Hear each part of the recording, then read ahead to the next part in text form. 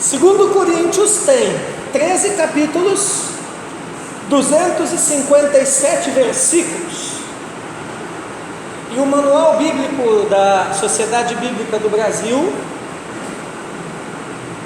alega que pouco mais de um ano é o espaço de tempo que separa a primeira da segunda epístola. Provavelmente 2 Coríntios foi escrita em 56 depois de Cristo, em algum lugar da Macedônia. Hoje aqui na foto é o atual país da Macedônia, né? Mas isso na época era uma província romana no norte da Grécia, que tinha como capital a cidade de Filipos. Aqui nós temos um mapa do ano 200, tá? Da era cristã, depois de Cristo, que mostra, não sei se está para ver bem, mas mostra a Macedônia antiga. Então, está aqui ó, a província da Macedônia, tá? Mas nessa época, aqui já é 200 depois de Cristo, já tinha mudado muita coisa. A cidade de Corinto está aqui, ó. Tá? A cidade de Éfeso está aqui para o outro lado. Deixa eu ver se eu consigo botar um foco melhor ali. Peraí.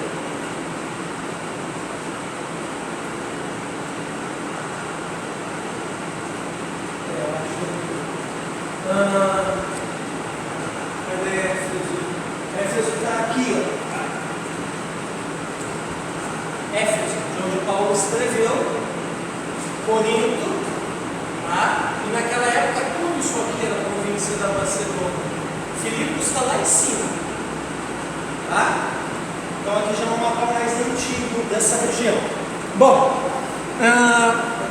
o registro bíblico e geográfico está organizado da seguinte maneira: Paulo ficou em Éfeso até o Pentecostes. Vamos ler.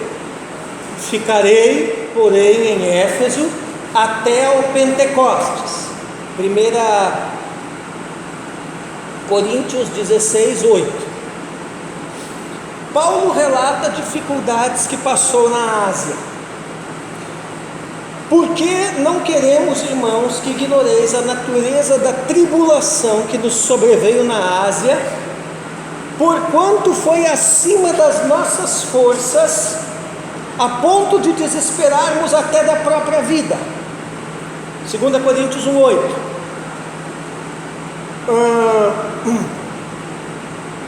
Paulo prometeu voltar a Corinto.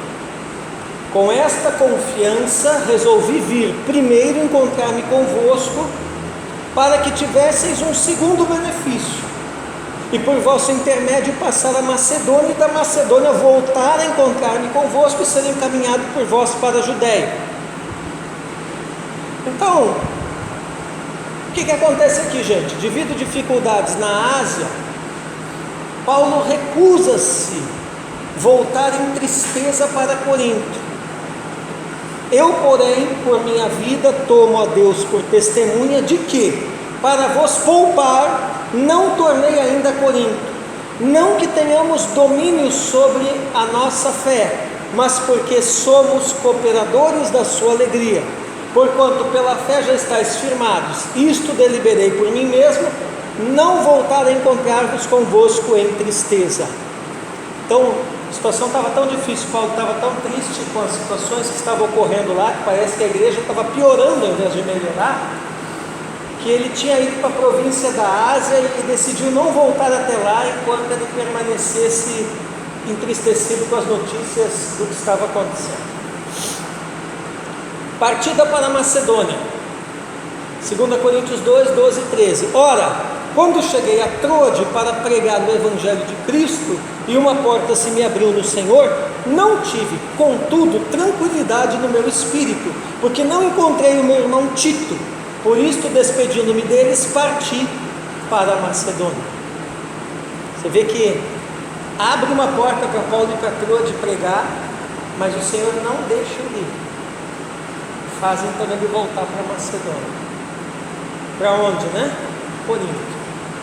Ali está uma foto da Corinto atual. Nessa foto dá para ver bem no meio ali, ó, o canal que liga os dois portos que eu falei para vocês. Você vê que a cidade é cortada ao meio. Oi? Tem esse nome ainda. Você vê que a cidade é cortada ao meio, tem umas pontes ali, né? Uma lá em cima e outra aqui embaixo, que atravessam por cima desse canal, né? E liga o mar Egeu ao porto de Corinto, ao Golfo de Corinto, tá? Notícias da primeira carta aos Coríntios, dadas por Tito ao apóstolo. Porém Deus, que conforta os abatidos, nos consolou com a chegada de Tito, e não somente com a sua chegada, mas também pelo conforto que recebeu de vós, referindo-nos à vossa saudade, o vosso pranto, o vosso zelo por mim, aumentando assim meu regozijo. Porquanto ainda que vos tenha contristado com a carta, não me arrependo, embora já me tenha arrependido. Vejo que aquela carta, tem que arrumar ali, vejo que aquela carta vos contristou por breve tempo. Agora me alegro não porque fostes contristados, mas porque fostes contristados para arrependimento, pois fostes contristados segundo Deus, para que de nossa parte nenhum dano sofresses. Paulo está dizendo aqui em outras palavras o seguinte: aquela primeira carta, que na verdade é a segunda pela resposta, aquela carta que eu mandei para vocês entristeceu vocês por um tempo, mas eu não me arrependo de ter-os entristecido. Por quê? Porque vocês chegaram ao arrependimento. Então qual é o princípio aqui? Que tem momentos que você precisa ser duro com a igreja. Tem momentos que você precisa ser mais flexível, e tem momentos que você precisa ser mais duro. Porque essa dureza muitas vezes é necessária, esse confronto muitas vezes é necessário para conduzir as pessoas ao arrependimento. O apóstolo René diz que o evangelho não é conforto, é confronto. E é verdade. Percebemos pela saudação da epístola que Paulo destina não só à igreja local em Corinto, mas alcançava também a todas as igrejas em toda a região da Acaia, o que inclui Atenas e Cancreia. Então 2 Coríntios foi enviada para a igreja de Corinto, mas para ser lida também na região da Acaia. Quais são as igrejas que temos na Acaia? Atenas e Cancreia. A gente escreve Sencreia, mas lê Cancreia. Vamos ler ali, 2 Coríntios 2:1. Paulo, apóstolo de Cristo Jesus, pela vontade de Deus, e o irmão Timóteo, a igreja de Deus que está em Corinto, e a todos os santos em toda a Acaia, graça a vós outros, e paz da parte de Deus nosso Pai e do Senhor Jesus Cristo. Amém? Arrumem ali a paz, né? Por mais que a gente lê, sempre fica uma letrinha, uma coisinha para trás. Quanto à sua linguagem, 2 Coríntios utiliza a linguagem mais pessoal que o apóstolo Paulo escreveu em todas as suas epístolas. Tal linguagem revela a relação dolorosa entre Paulo e a igreja em Corinto, devido às rejeições de muitos deles com relação a orientações dadas por Paulo. 2 Coríntios 2:3. Isto escrevi para que, quando for, não tenha tristeza da parte daqueles que deveriam alegrar, confiando em todos vós que a minha alegria é também a vossa. Amém? A tristeza de Paulo pela desobediência intencional de alguns deles com relação às orientações doutrinárias enviadas na primeira epístola, revela a gente o quanto Paulo suportou os abusos dos coríntios. Então, muito do que ele orientou na primeira epístola, eles decidiram não obedecer. Mas ainda assim Paulo insiste. Tal paciência e perseverança demonstradas pelo apóstolo refletem os sofrimentos de Cristo e o quanto é desafiador entregar a mensagem do Evangelho pela salvação de outros. Então tem muitos momentos no ministério que a insistência será necessária. A persistência.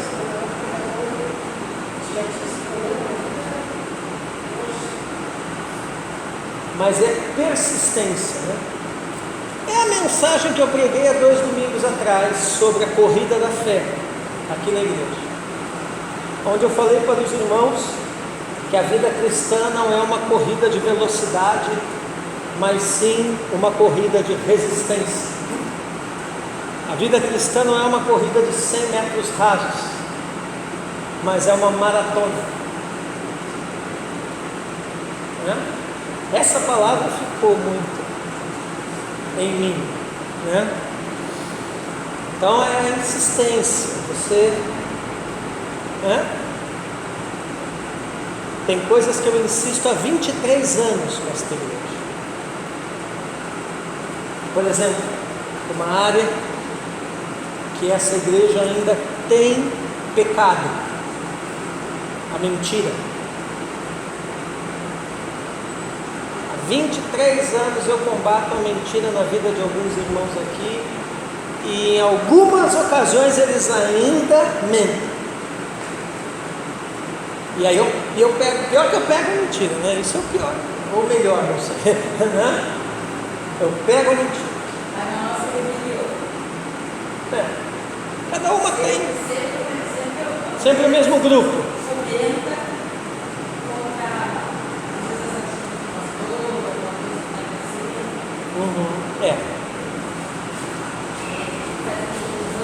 Só que eu estou insistindo.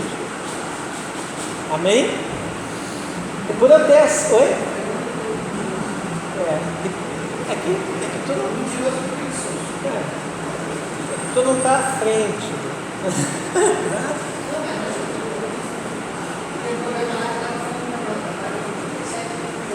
Sim.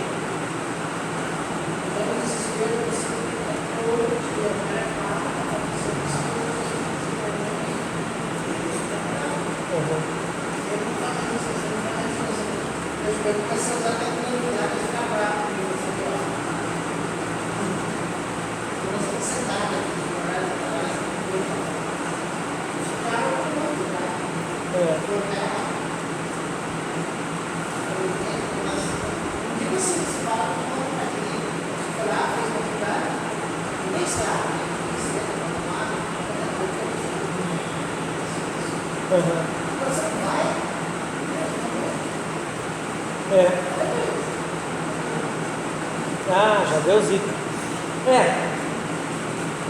Por essa característica de ensino que eu tenho, eu sou bom em insistir, modéstia à parte. A pastora acha bom até demais. Às vezes ela me xinga. Até quando você vai insistir, né? Eu digo, até eu conseguir. Mas esse é o meu lado professor, né? Então eu repito ali. Bons professores insistem também, né? Os bons professores não desistam, né?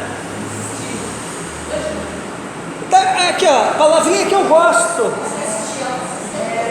Palavrinha que eu gosto, ó, perseverança. Eu gosto dessa palavra. Eu gosto. Perseverança, antes mesmo de ser uma atitude, é uma escolha. E deve ser diária. Construir onde outros já desistiram, pelo poder da fé. Amém? Aleluia. Vamos lá.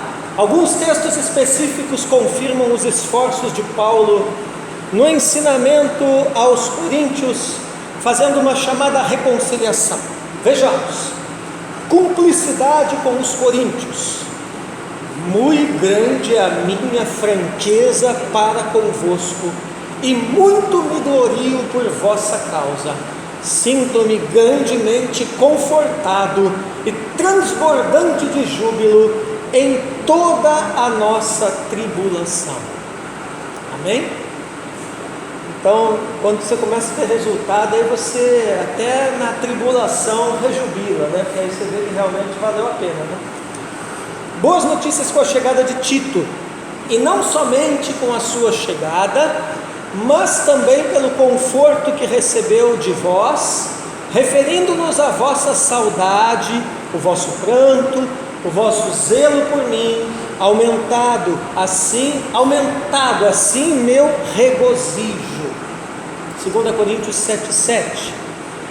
Como é bom quando você está passando desafios no ministério e chega alguém para te ajudar, né? O ensino da solicitude. O que é solicitude? É o oferecimento de ajuda. Portanto, embora vos tenha escrito, não foi por causa do que fez o mal, nem por causa do que sofreu o agravo, mas para que a vossa solicitude a nosso favor fosse manifestada entre vós diante de Deus. Então Paulo está dizendo ali que quando eles ofereceram ajuda a ele, tão desgastado que ele ficou no desafio de implantar uma nova cultura naquela igreja, naquele povo, isso manifestou diante do Senhor, né? Isso destacou-se diante do Senhor. Amém? Muito importante, irmãos, né? O oferecimento de ajuda. Então, o ministério, principalmente ministérios assim, de um porte menor, como a minha igreja aqui, nós precisamos de muita ajuda dos irmãos, não só dos irmãos de dentro, dos irmãos de fora. Nós não se acabamos por causa de ajuda. Nós não acabamos, literalmente, em Paranaguá, essa porta não fechou por causa de ajuda de muitos irmãos de fora, de muitos colegas, né? E em primeiro lugar, né, depois de Jesus, de um homem chamado Jair do Espírito Santo. Nossa, esse nos pegou no colo como filho. Que chegou ao ponto de mandar alguns irmãos, eu me lembro, congregarem aqui. Teve irmãos que congregaram um tempo aqui comigo, né, e dizimaram aqui. Ele mandou irmãos por ordem dele. ofertarem o ano inteiro, nossa. Teve alguns irmãos que ele mandou ofertar o ano inteiro lá na minha porta. E quantas vezes, irmãos, eu só comi daquele mês por causa daquela oferta? Quantas vezes? Entendeu? Então, é a solicitude, né? É a solicitude. Amém? Muito importante isso. Aprenda, o reino é corporativo. O reino é corporativo. Se você se isolar, seja você pastor de uma igreja, líder de uma célula, de um departamento, seja que for, meu irmão, se você se isolar, você uma hora ou outra morre. Tem que abrir a boca, tem que falar. E abrir, isso mesmo, e abrir a boca. Eu e a pastora aqui em Paranaguá, nós temos fama de bocudo. Nós somos dois bocos, nós não sofremos sozinhos. Nós não somos de sofrer calado. A gente fala. Aqui meu irmão pisou no meu pé, faltou, eu já grito para os amigos, para os pastores, para os irmãos, entendeu? E eu não tenho medo de falar o português, claro. Se o que eu preciso é oração, se o que eu preciso é oferta, se o que eu preciso é comida, se o que eu preciso é um abraço, abraço, eu falo com a boca. Porque às vezes tem gente que não fala, né? Sofre calado, sofre sozinho, se arrebenta e depois fala assim: ai, ninguém me ajudou. Como é que os outros iam adivinhar o que você estava passando? Oi?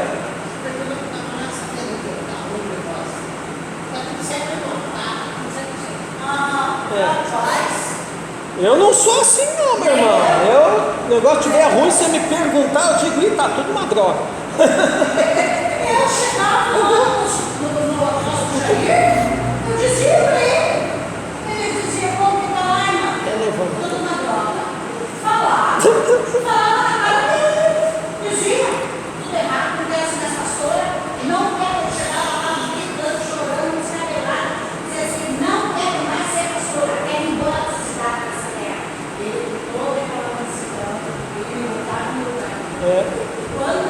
Essa aqui é mais lá do que eu. Eu nem marcava.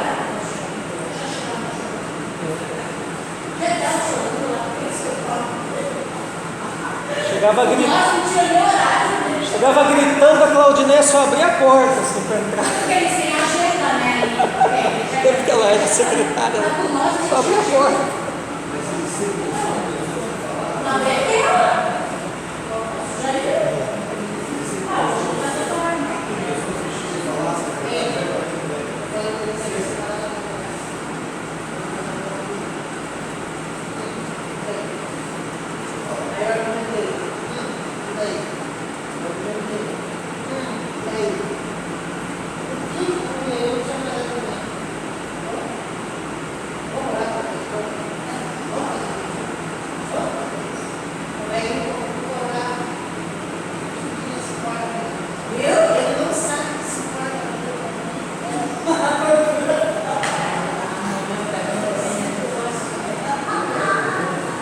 Vamos lá.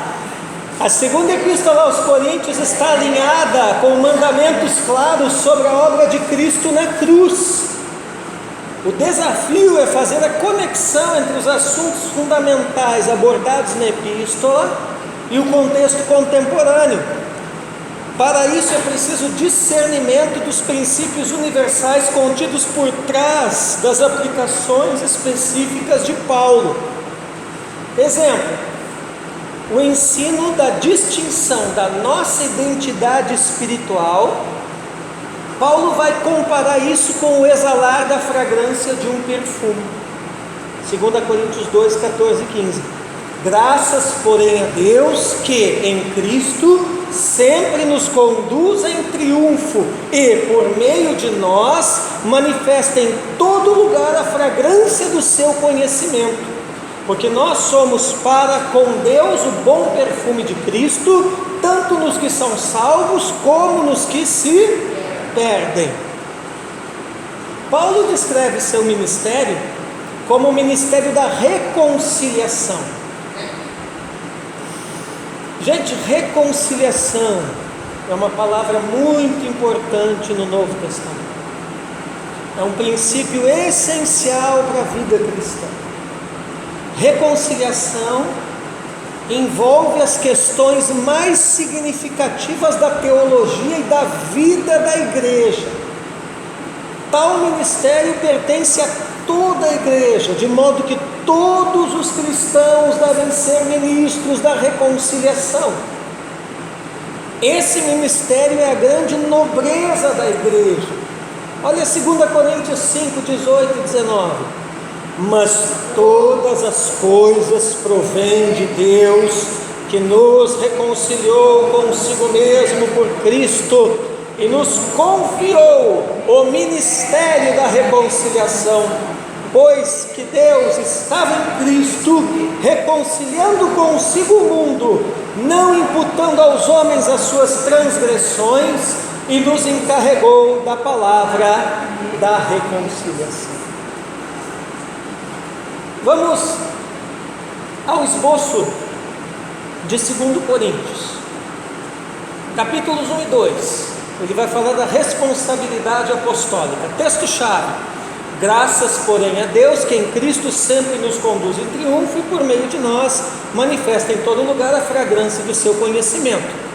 Porque nós somos para com Deus o bom perfume de Cristo, tanto nos que são salvos como nos que se perdem. 2 Coríntios 2, 14 e 15. Palavra-chave desses dois capítulos: deliberar.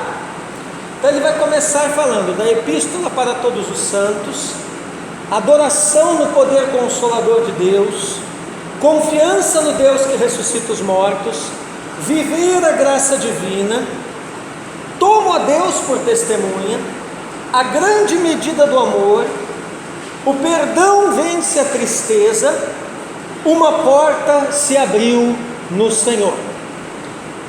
Aí nós temos um outro bloco que é os capítulos 3 ao 6, aonde ele vai falar do ministério da nova aliança. Então você vê que primeiro ele fala da responsabilidade apostólica, depois o ministério da nova aliança. Texto-chave, 2 Coríntios 5,17. E assim, se alguém está em Cristo, é nova criatura. as coisas antigas já passaram, eis que se fizeram novas. Então ele vai falar que nós somos a carta, de Cristo, o ministério do Espírito Santo, véu da insensibilidade, manifestação da verdade, o evangelho encoberto.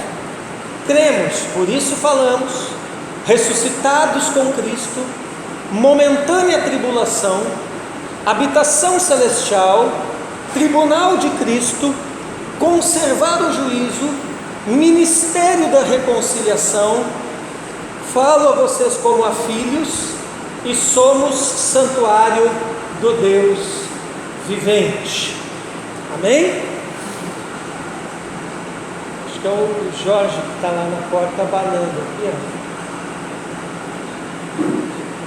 Acho que ele quer. Ah, não, foi, só pararam para abanar.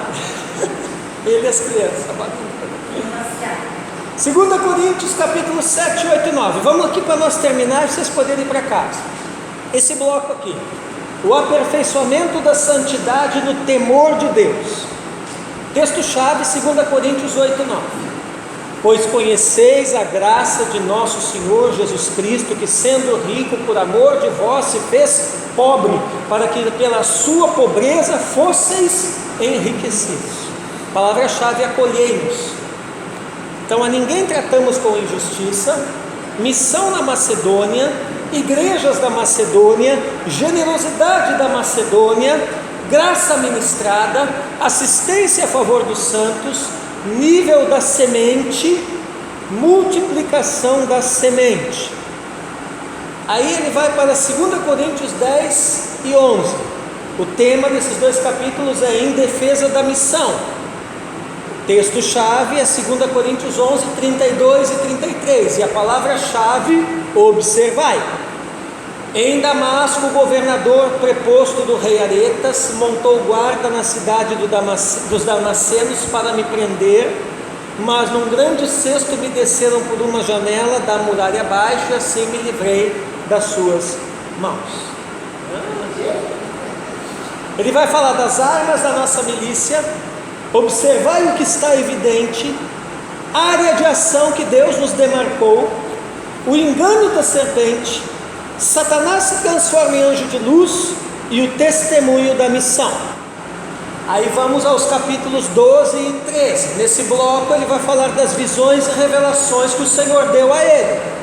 Texto-chave, 2 Coríntios 13, 13. A graça do Senhor Jesus Cristo e o amor de Deus e a comunhão do Espírito Santo sejam com todos. Palavra-chave: ósculo ou beijo, um sinal externo de comunhão entre os irmãos da igreja primitiva. Ele vai falar do homem que foi arrebatado, o terceiro céu, o mensageiro de Satanás, o pedido insistente de Paulo ao Senhor, a suficiência da graça divina na vida de Paulo, as credenciais do apostolado, o enviado, o apelo divino, procedimento disciplinar e a vida em paz. Há 3 versículos do Antigo Testamento com a expressão está escrito em 2 Coríntios. Isso aponta para 2 momentos diferentes na carta. No primeiro momento, Paulo fala do ministério da nova aliança, dizendo: tendo, porém, o mesmo espírito da fé, como está escrito. Eu criei, por isso é que falei. Atentamos para a expressão eu criei, por isso é que falei. Isso aqui, gente, é uma referência ao Salmo 116, verso 10, tá? E essa citação vai revelar o comportamento que os coríntios deveriam ter se crescem no Evangelho. Você crê? Então você precisa anunciar. Sua fé só pode ser considerada verdadeira se for anunciada. No segundo momento, o discurso está dividido em 2 partes, buscando ensinar o aperfeiçoamento da santidade no temor de Deus. Vejamos: o provedor. Utilizando-se da expressão está escrito, Paulo disse: e como está escrito, que muito colheu não teve demais, e o que pouco não teve falta. Aqui, Paulo faz referência ao livro de Êxodo, quando Deus proveu o maná para o povo israelita. Êxodo 16, 18. porém, medindo-o com o homer, não sobejava o que colhera muito, nem faltava o que colhera pouco. Cada um colheu tanto quanto podia comer. Então você vê as referências lá do Antigo Testamento, aqui. A justiça, com a expressão, está escrito, Paulo disse, como está escrito, distribuiu, deu aos pobres, a sua justiça permanece para sempre. 2 Coríntios 9:9. Aqui, Paulo fala da distribuição que cada um deve exercer na igreja. Fundamenta seu ensino no Salmo 119, verso 9, que diz, 112, verso 9, que diz: Ele espalhou, deu aos necessitados, a sua justiça permanece para sempre, e a sua força se exaltará em glória. Deus é o único modelo de justiça, o único que consegue ver os necessitados sem esperar retorno. Pela aplicação da lei, Paulo ensinou essas e outras verdades aos coríntios. Vamos finalizar 2 Coríntios. Está no fim, né? 2 parágrafos. 2 Coríntios revela o apóstolo Paulo de dentro para fora. Mostra como o evangelho funciona na vida de seus servos. 2 Coríntios 2:4. Porque por meio de muitos sofrimentos e angústia de coração vos escrevi, com muitas lágrimas, não para que ficasseis entristecidos, mas para que conhecesseis o amor que vos consagra em grande medida. O tratamento é da alma para o corpo, com o propósito de gerar o ministério da reconciliação. 2 Coríntios 5, 18 e 19. Ora, tudo provém de Deus, que nos reconciliou consigo mesmo por meio de Cristo e nos deu o ministério da reconciliação, a saber, que Deus estava em Cristo reconciliando consigo o mundo, não imputando aos homens as suas transgressões, e nos confiou a palavra da reconciliação. Oi? A segunda epístola de Paulo aos Coríntios tem sua relevância para os dias atuais, estabelecida na declaração espiritual de Paulo a respeito da manifestação de Deus em Cristo. 2 Coríntios 2, 14 ao 17. Graças, porém, a Deus, que em Cristo sempre nos conduz em triunfo, e por meio de nós manifesta em todo lugar a fragrância do seu conhecimento. Porque nós somos para com Deus o bom perfume de Cristo, tanto nos que são salvos como nos que se perdem. Para com estes, cheiro de morte para a morte, para com aqueles, aroma de vida para a vida.